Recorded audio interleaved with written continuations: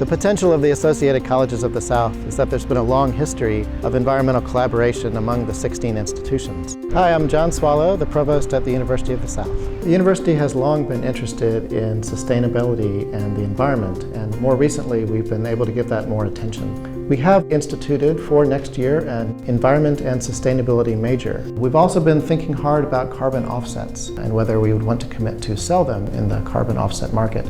We have a large environmental community with a lot of expertise in a lot of different disciplines. I think it represents a value that's important to this institution and also to many of the students who come here.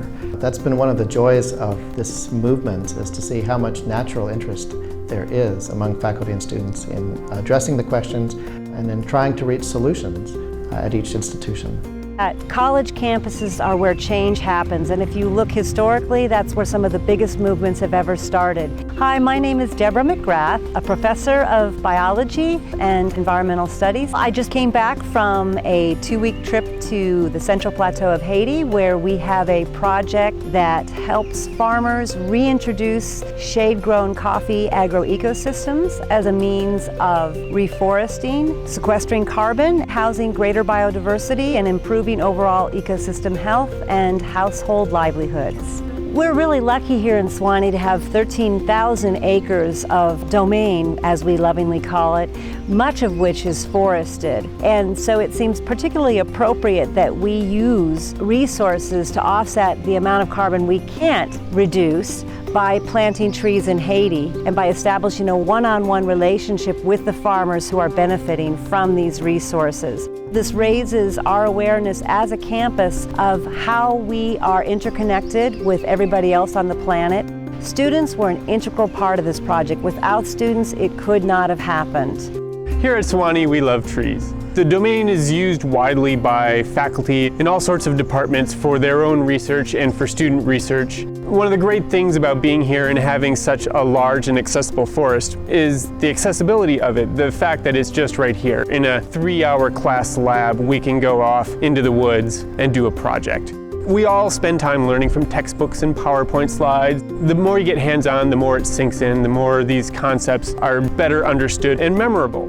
I think a big piece of planning a more sustainable future is working with diverse stakeholders and problem solving. Hi, my name is Gina Rajkovic. I am the farm manager at the University of the South.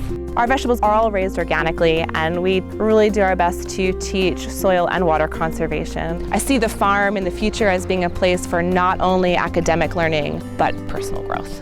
Hi, my name is Klesi Bennett. I graduated from Sewanee with a degree in environmental policy. All of the education was really hands-on, getting to get your hands dirty and experience it firsthand, and getting to talk with people who are also in this field, I think is a really great experience. Hi, my name is Alex Butler, and I'm a university farm intern. Working here at the farm has been pretty exciting. Seeing it grow and transform into what it is today has been a really great experience. It makes sustainability more apparent and more a part of our everyday lives.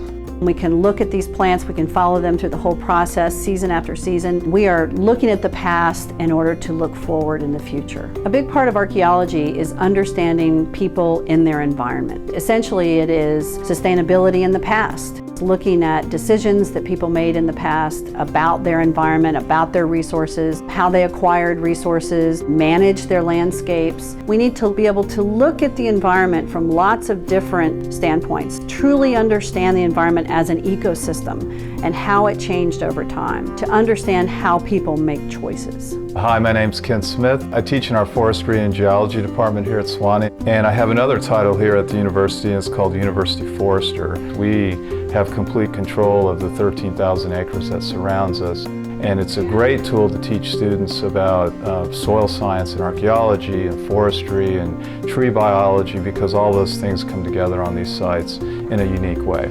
It's really important to have our students come here and understand what it means to manage a forest. Some of my research here at Sewanee is going to be looking at how climate change affects amphibian and reptile populations. My name is Kristen Sakala, and I'm an assistant professor of biology at the University of the South. Being in an area of the Southeast where we have a lot of geographical variation gives us opportunities to really look at how things like changing temperature or changing precipitation regimes might actually affect the ecology of some of these animals. Putting students in the field and letting them actually see how these things play out, it helps them to understand and put a face on what climate change may actually do. It gives them an opportunity to see what the future might hold for these animals. Climate change is sort of a long-term thing that it's hard to visualize, but when you put it in a project and you do it yourself, then you'll really be able to see the effects up close. Hi, my name is Lindsay Lyles. I'm a sophomore here at Sewanee, the University of the South. My generation really needs to have a hand in stopping global warming and really caring about the environment. But this generation comes to campuses demanding that they be a part of global solutions. How they can contribute to a better world, how they can be better global citizens.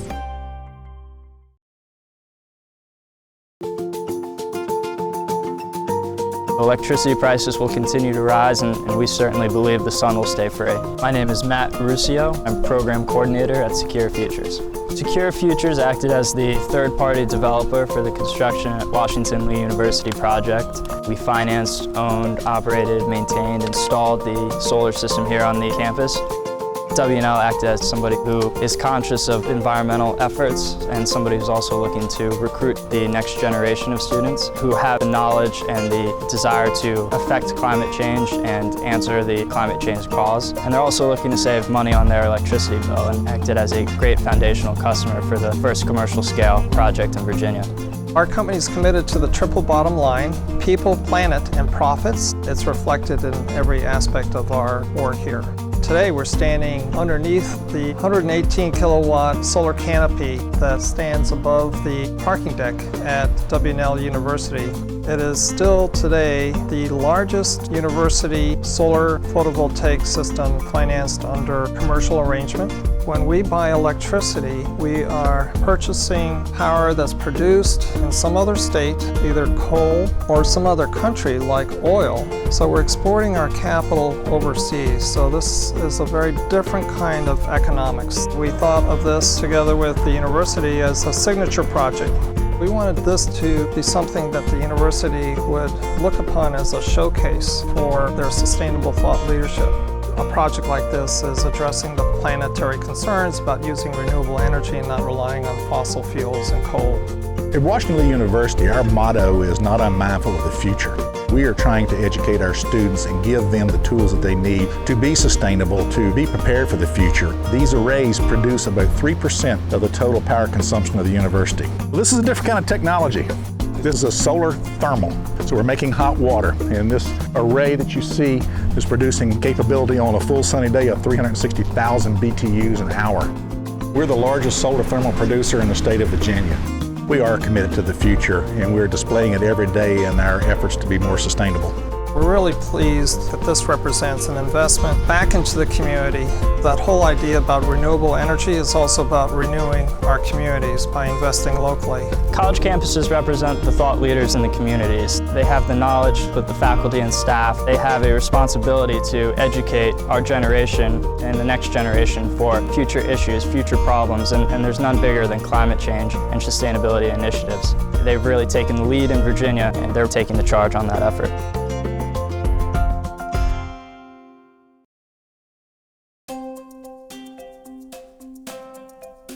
When we are talking about sustainability, when we're talking about climate change, there has to be some policies that work at the global level. My expertise is in poverty, nutrition, and health in developing countries, and so it has been a wonderful learning experience for me to include these topics in my classes, and I've come away completely sold on the idea.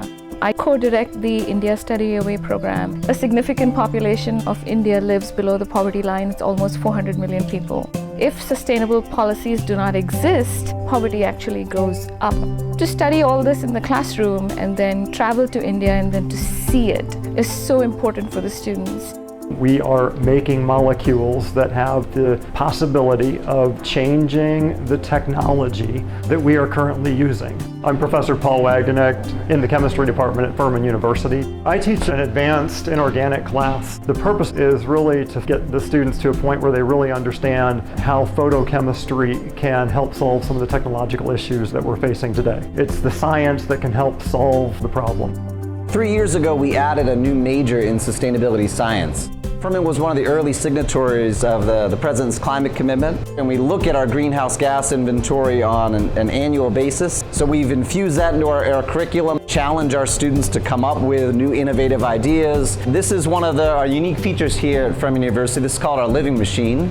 It is a tidal wetland wastewater treatment facility, and that wastewater comes into this facility and then actually gets treated by these plants that you see here. It's chemical free, which is kind of cool. It can handle up to about 5,000 gallons a day. But that's something we're very proud of, we're very excited about. I would say it's been an overwhelming success. Hi, my name is Rebecca McDaniel, and I just graduated from Furman University with a degree in Earth and Environmental Sciences and a degree in music. One of my very first classes at Furman was a class in renewable energy, and I got to learn about the three-tiered approach to sustainability, learning economic, social, and environmental aspects to evaluating really any kind of problem or any situation that we face at a university. That's been a really valuable perspective for me to take, just to be able to apply that to most problems that I face in my job or in a classroom setting. I'm Jimmy Looper. I'm the energy technician for Furman University in Greenville, South Carolina. We have 11 apartment buildings. 10 of them are in the geothermal heat pump system. We have water source heat pumps in every apartment. So we are putting heat into the ground in the summertime, and in the wintertime, it works in reverse.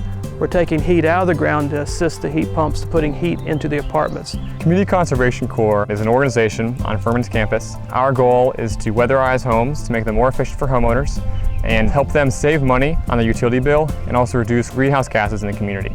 Sustainability was a buzzword here on campus when I arrived 4 years ago. My name is Jessie Wood, and I'm a recent graduate of Furman University. My research here at Furman has definitely changed my vision for my future career. I knew that I was interested in biology and loved animals, but I didn't really know what all I could do with that until I started this research and until I saw how it connected to other areas like sustainability and other environmental sciences.